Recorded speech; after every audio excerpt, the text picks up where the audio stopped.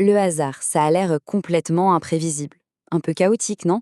Et pourtant, les mathématiques, elles, nous donnent des outils pour le comprendre, et même pour le calculer. Allez, on plonge ensemble dans ce décryptage pour voir un peu la logique qui se cache derrière la chance. On a tous déjà lancé une pièce en l'air. C'est vraiment l'exemple parfait du hasard. Mais ce qui nous semble totalement aléatoire obéit en fait à un ensemble de règles très précises. Et ces règles, eh bien, c'est le cœur même de la théorie des probabilités. Alors comment tout ça a commencé? Comme souvent, ça part d'un problème très concret, les jeux. Les joueurs voulaient savoir comment maximiser leurs chances de gagner au dé.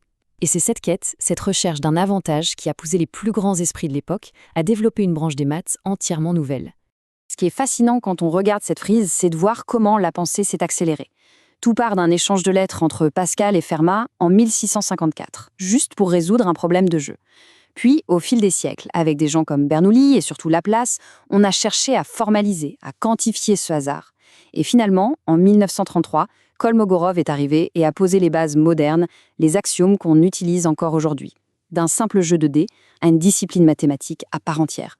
Avant même de se demander quelles sont les chances, il y a une toute première question qui est encore plus fondamentale. Combien y a-t-il de possibilités au total? Ça s'appelle le dénombrement. Et c'est la toute première étape, elle est indispensable. Pour ça, l'arbre des possibles est un outil visuel absolument génial. Imaginez qu'on tire des boules numérotées d'une urne. La première branche, c'est notre premier tirage. Les branches qui en partent, c'est le deuxième tirage, et ainsi de suite.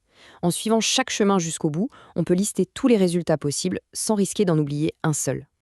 Et là, on touche à un concept clé, l'arrangement. Pensez au code d'un cadenas. 1, 2, 3. Ce n'est pas du tout la même chose que 3, 2, 1. L'ordre est crucial. C'est ça qu'on appelle un arrangement. Et à l'inverse, il y a la combinaison. Pensez au loto. Que les numéros soient tirés dans un certain ordre ou un autre, ça ne change rien à la grille gagnante. Pour l'instant, on va se concentrer sur les arrangements, là où la place de chaque élément est super importante. Alors, comment on fait pour compter tous ces arrangements sans avoir à dessiner un arbre immense à chaque fois? C'est là que le principe multiplicatif entre en jeu. Et c'est très intuitif en fait. Si on a n choix pour une première action et m choix pour une deuxième, il suffit de multiplier n par m pour avoir le nombre total de possibilités, tout simplement.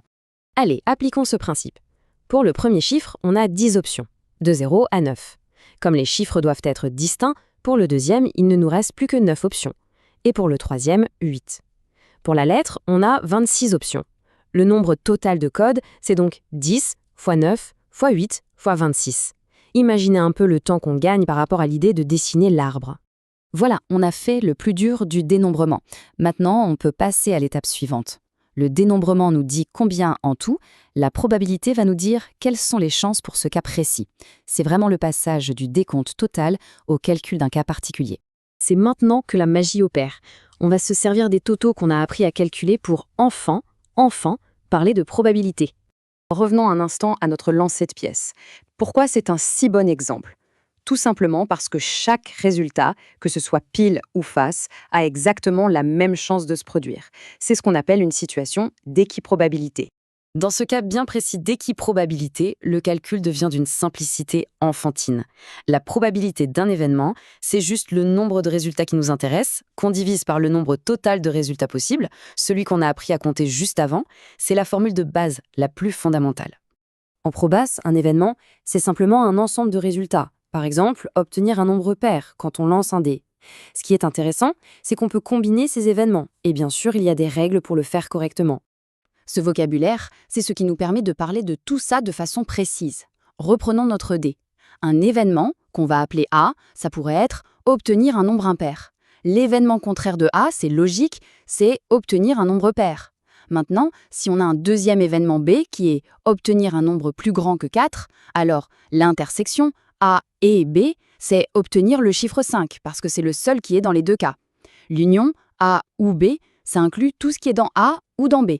Et des événements incompatibles, c'est par exemple obtenir un 1 et obtenir un 2. Ils ne peuvent pas arriver en même temps. Bon, assez de théorie. On va voir comment tout ça s'articule avec un exemple bien concret tiré de nos sources. Ok, alors on a interrogé 35 élèves sur les sports qu'ils pratiquent. Ce tableau nous donne toute la répartition. On voit bien que certains élèves font plusieurs sports. C'est ce qu'indiquent les lignes comme BIT, BF, etc. La question clé, le mot le plus important ici, c'est où. On ne cherche pas juste les joueurs de basket, ni juste les joueurs de tennis. On cherche bien tous ceux qui font partie de l'un ou l'autre groupe, ou même des deux. Et là, voilà la formule qui nous sauve. Le premier réflexe, ce serait d'additionner la probabilité de jouer au basket, soit 15 sur 35, avec celle de jouer au tennis, 12 sur 35. Mais si on fait ça, on a un problème. Les 6 élèves qui pratiquent les deux sports, on vient de les compter 2 fois.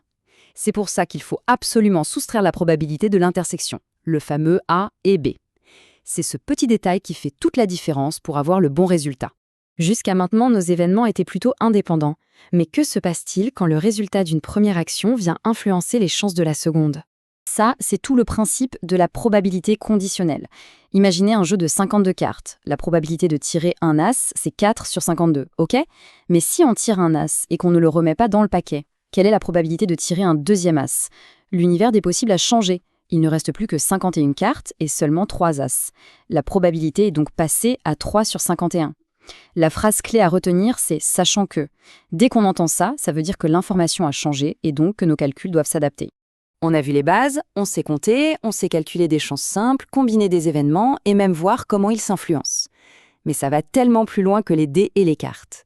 De la météo au marché financier, en passant par les diagnostics médicaux, les probabilités sont un outil essentiel pour naviguer dans un monde plein d'incertitudes. Et ça nous amène à une dernière question. Autour de nous, où est-ce que le hasard joue un rôle qu'on pourrait, maintenant, commencer à décrypter ?